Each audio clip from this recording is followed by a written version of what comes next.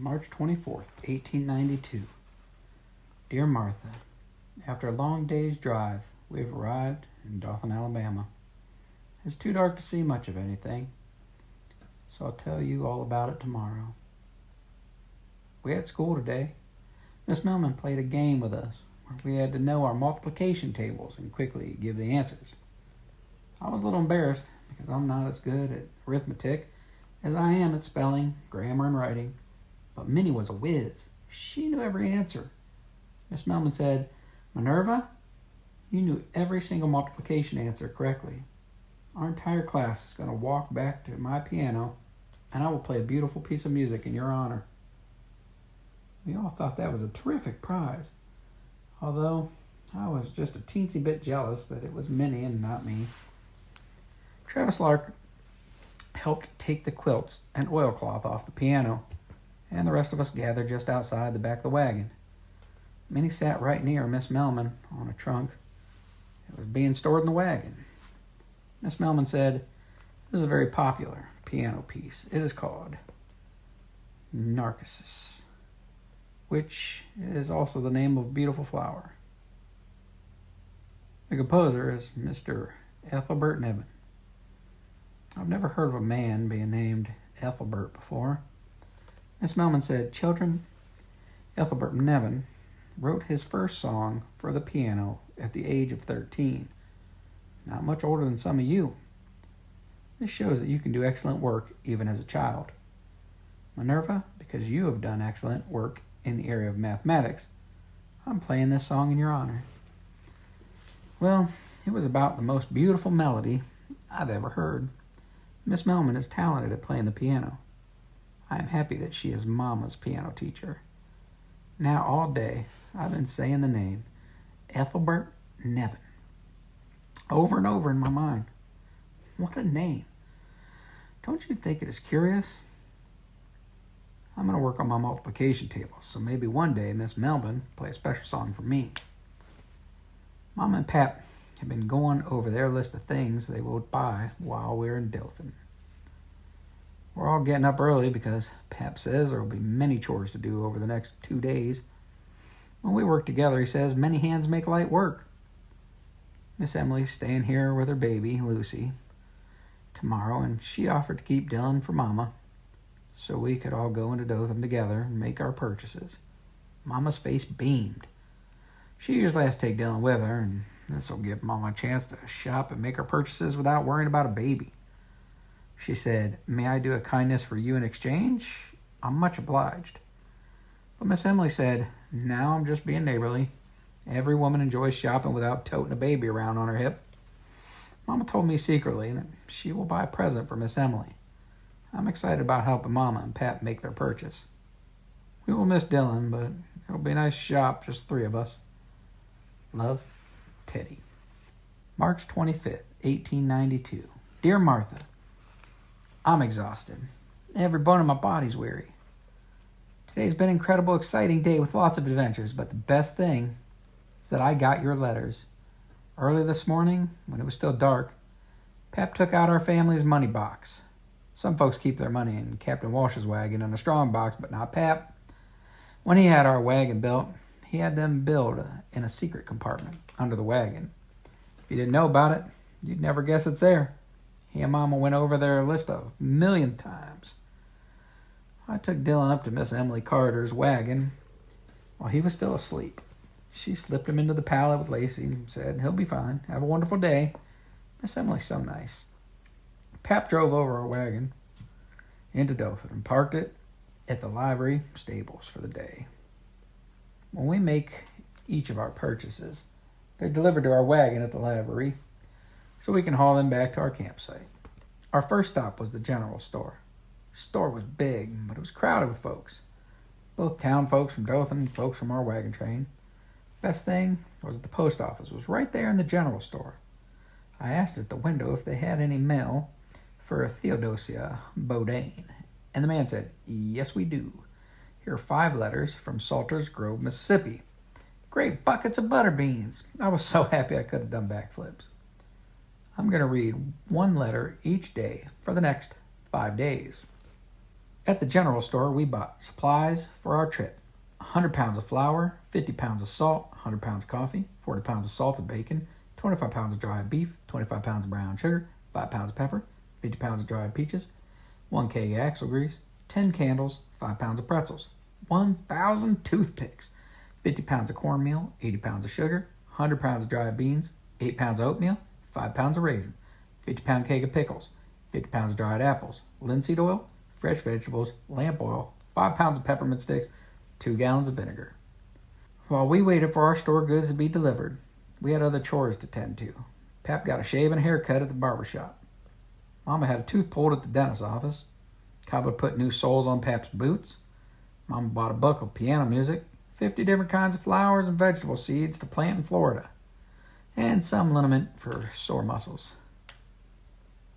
We bought clothes, underwear, stockings, aprons, overalls, work dresses, flannel shirts, suspenders, and baby clothes for Dylan.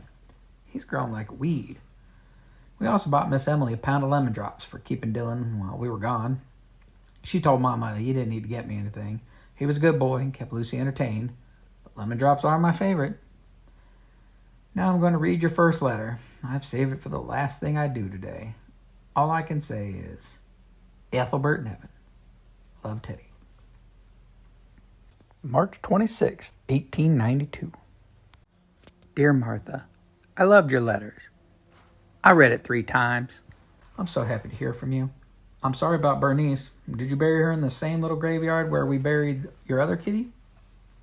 I know she was old, but I can't remember if she was 12 or 13. Didn't you tell me your parents already had her when you were born? She was the sweetest little thing.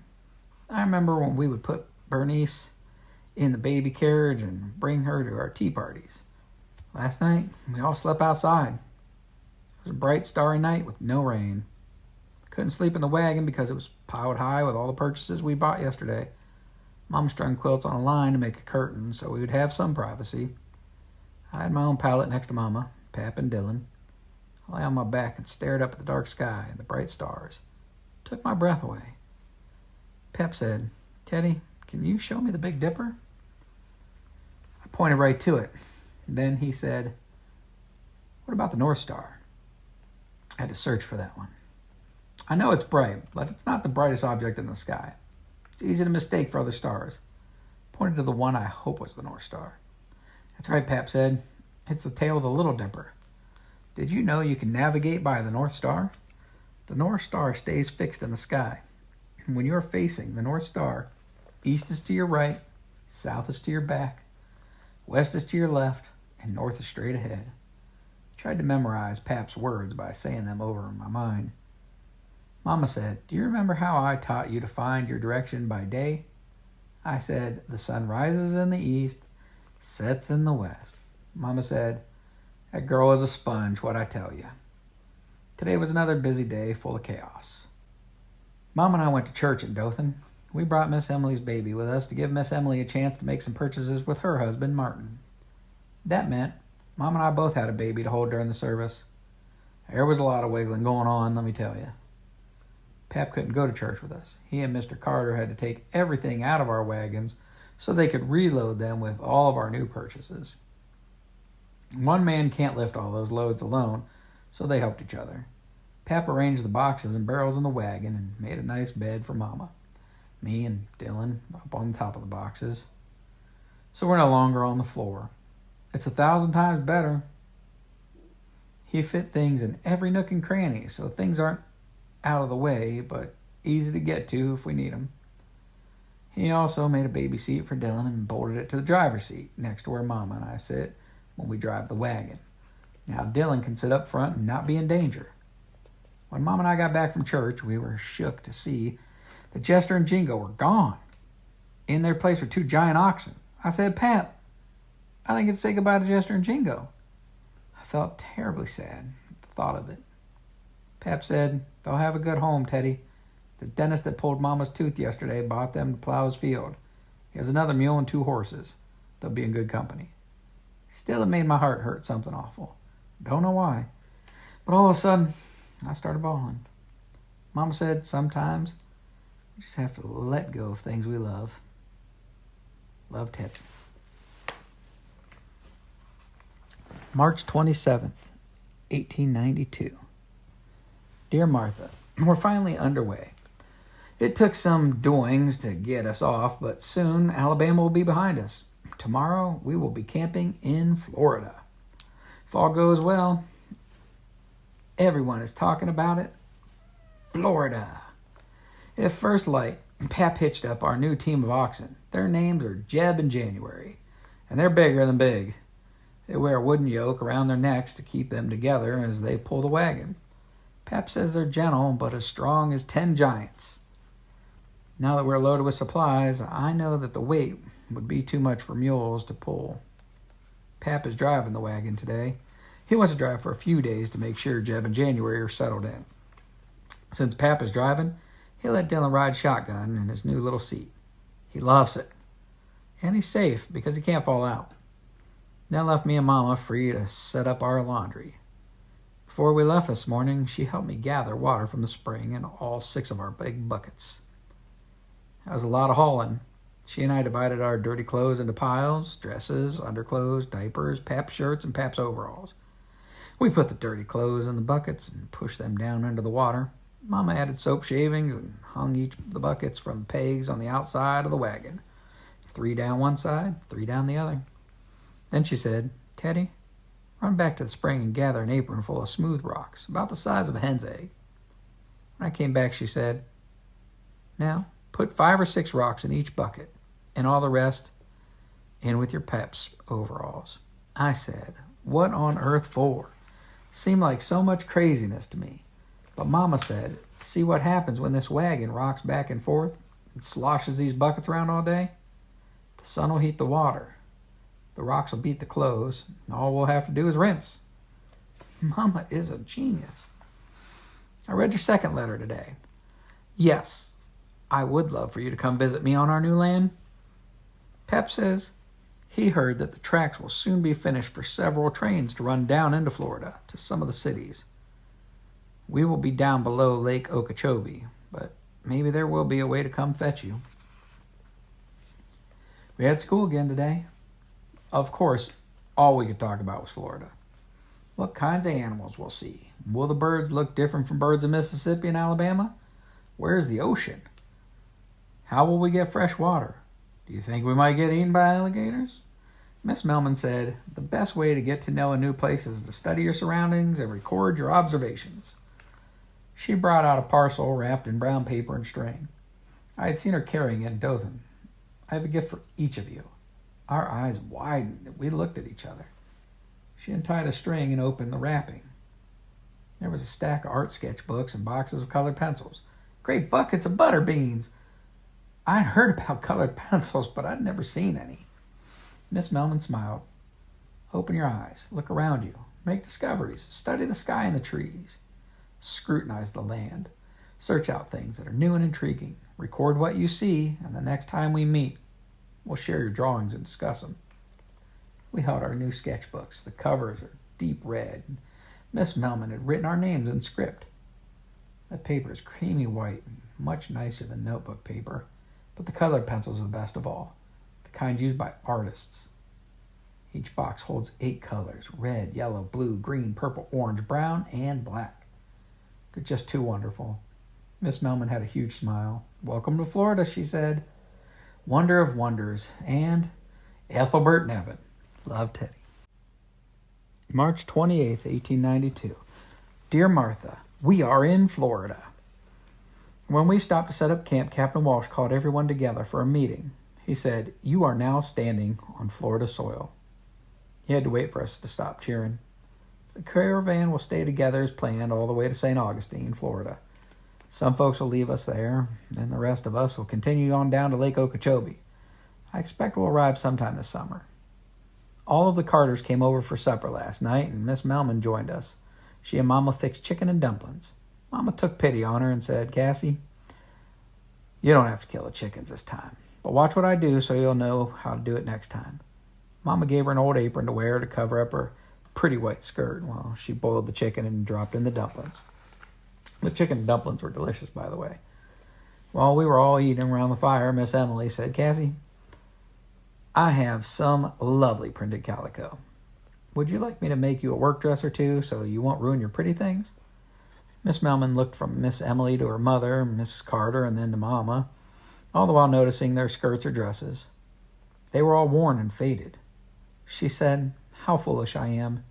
Here I've come on a rugged journey, and I'm still dressed like I'm back in Jackson teaching school. Yes, I would love some calico dresses." Miss Emily said, "I think we're about the same size. I'll give you one of mine to try on, and if it fits, I already have the patterns." Today I started looking at our surroundings like Miss Melman asked us to. I saw hawks and eagles and even tiny hummingbirds. I made a sketch of some kind of white bird that has a big body, enormous wings, long twig-like legs, and a long, thin, curving neck. Its beak is yellow and comes to a sharp point. Pep doesn't know what kind of bird it is, but he said, "It is a beauty, though." We passed a number of scruffy short trees that look like pointy bushes. The gigantic leaves look like fans. The bottom of the tree has wooden pieces jutting out this way and that. Sketched a few in my book using the colored pencils. It's so strange to see color come out when I draw across the page. It's absolutely beautiful. Who would have thought we'd ever have colored pencils? Miss Melman said we could blend the colors by rubbing them gently with the side of our finger. I tried rubbing them, and the colors smoothed together and looked very natural. I'm going to draw all the things I see on our journey. Maybe I'll send you one in a letter. I read your third letter today while Dylan was taking a nap in the wagon. I'm happy you have a special part in the spring play at school. I must confess that I am a little jealous about it. If I had stayed in Mississippi, I'd probably be in it with you. Is the play one of the older kids have done before, or is it a new play? Will there be singing and reciting? Sometimes I miss going to our recitations class together. I still remember doing Fireflies on Parade and Red, White, and Blue together. I can't write any more tonight. I'm falling asleep. Love, Teddy. March 29th, 1892. Dear Martha, today Pap had me and Mama each take a turn driving so he could see how we handled Jeb in January. It's really not any harder than driving Jester and Jingo.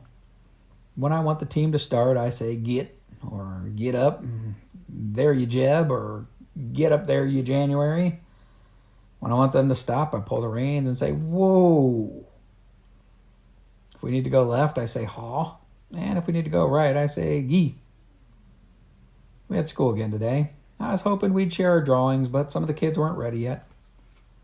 So we'll have to show them next time. Vexation. Miss Melman said, "Students, I think it is important that we learn some facts about the state that will become our new home." She showed us a map of Florida and let us study it for a while. Florida's a big state. It's curious because it's part of the United States, but it juts down all by itself at the lower right-hand corner. That makes it look like the rest of the United States is a cartoon bubble. And Florida is the part that points to the character's mouth to let you know he's talking, like in a comic strip in the newspaper. Miss Melman said, "You can see that Florida is a peninsula. Can anyone tell me what a peninsula is?" Jasper Lowe, Travis's best friend, said, "It's a long piece of land attached to the mainland, but jutting out into the sea." I knew that. But he got his hand up first. Miss Melman said, "That's right. Now, who can tell us when Florida became a state?"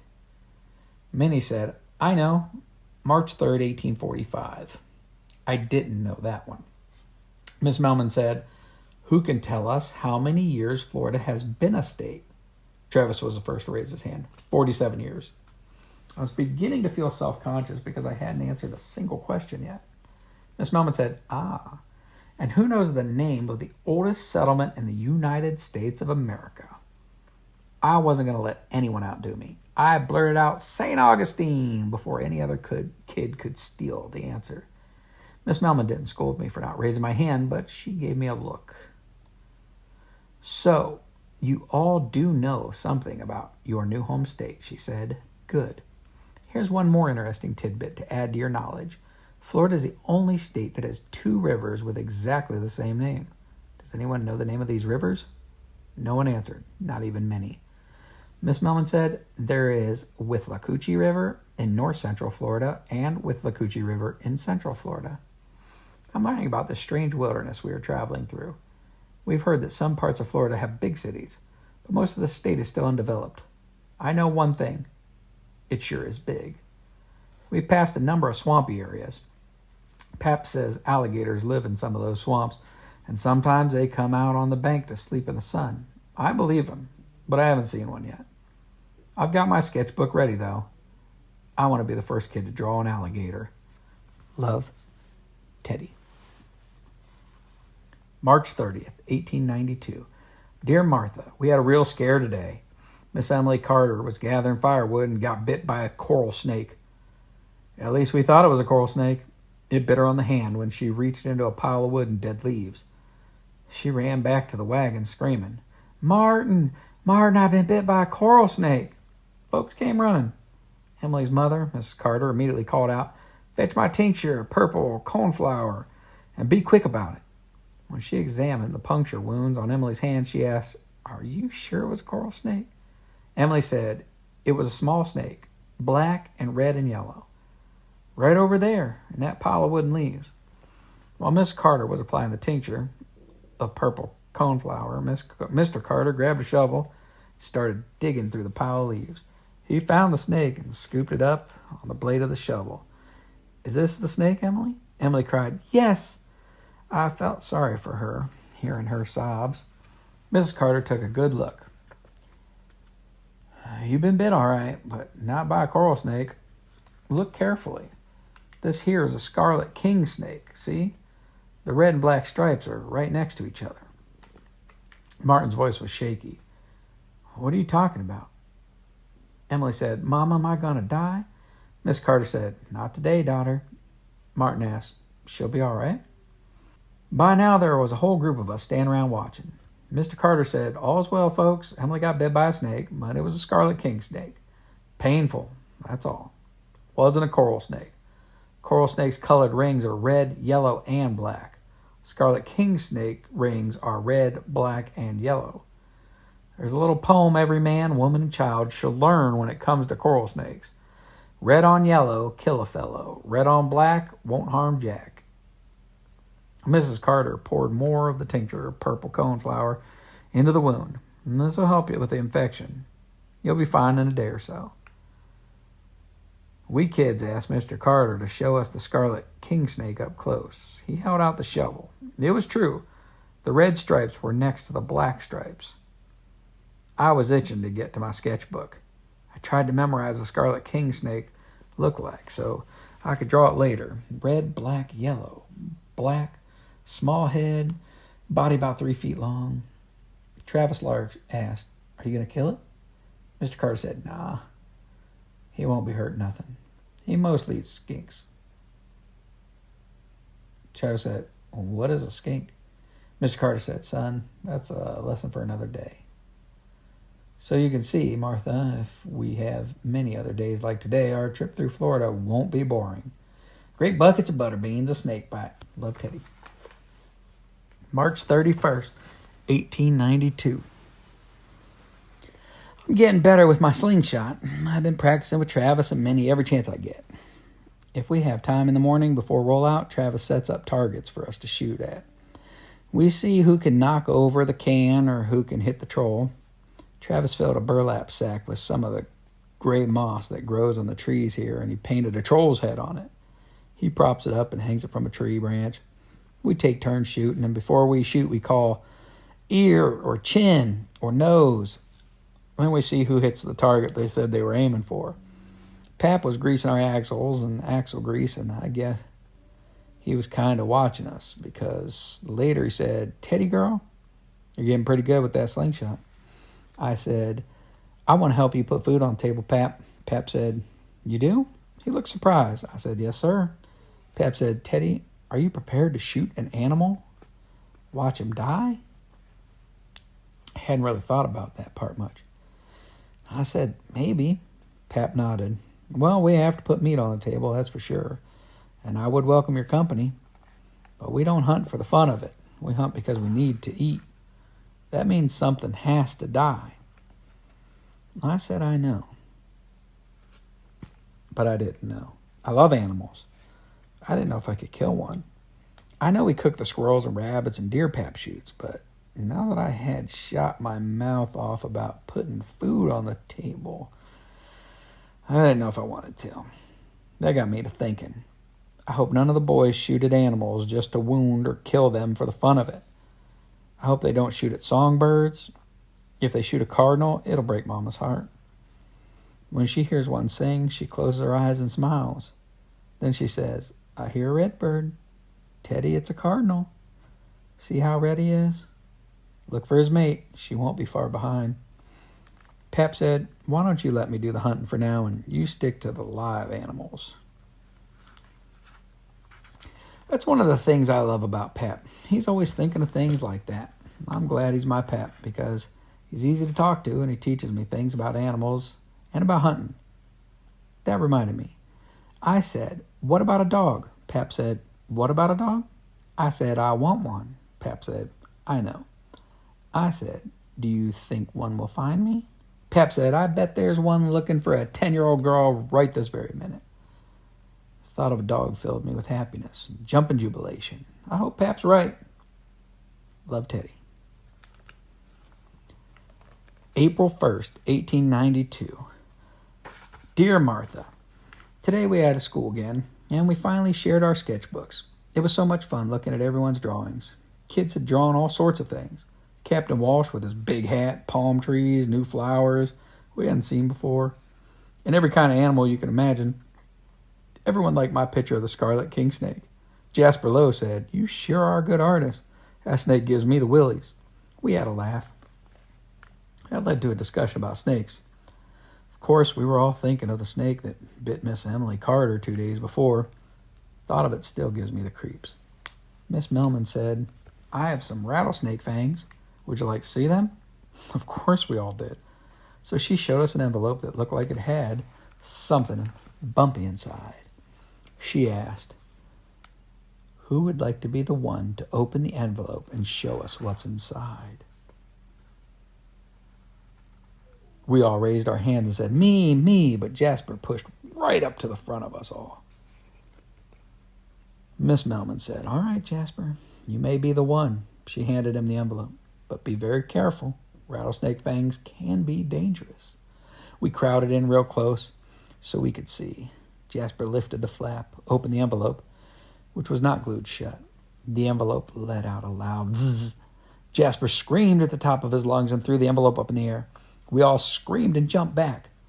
We were looking around at each other when we noticed Miss Melman had her hand over her mouth and was laughing so hard tears were coming down her cheeks. April Fools, she finally shouted. We stood there with our mouths open. We had forgotten that today is April 1st. Miss Melman got us good. We all started laughing. Jasper asked, how'd you do that? What made that noise? Miss Melman said, Jasper, I'm glad you're such a good sport. My daddy used to play this trick on us when we were children. Here, let me show you how it works. She showed us how she had used a paperclip and hooked it to a rubber band. Then she had twisted the paperclip over and over until the rubber band was tight. The trick is to hold the paperclip so it doesn't untwist. Slip it down into the paper envelope, and then hand the envelope to an unsuspecting victim. We all turned to look at Jasper. He grinned. And the rest is history, she said. The best part is that she gave us each a paperclip, a rubber band, and an envelope so we could play the same trick on our folks. I played it on Pap, and he laughed. I know better than to try something like that on Mama. You do not want to get into playing practical jokes with my mama. One time, she swapped the sugar in the sugar bowl with salt. Yikes. And once, she sewed up the buttons on all my bloomers. Last fall, she put on scarecrow clothes and scared the daylights out of Pap out in the field. Mom always says, he who laughs last, laughs best. If I played the rattlesnake fangs joke on her, I might slip into bed some night and find a live frog. Love, Teddy.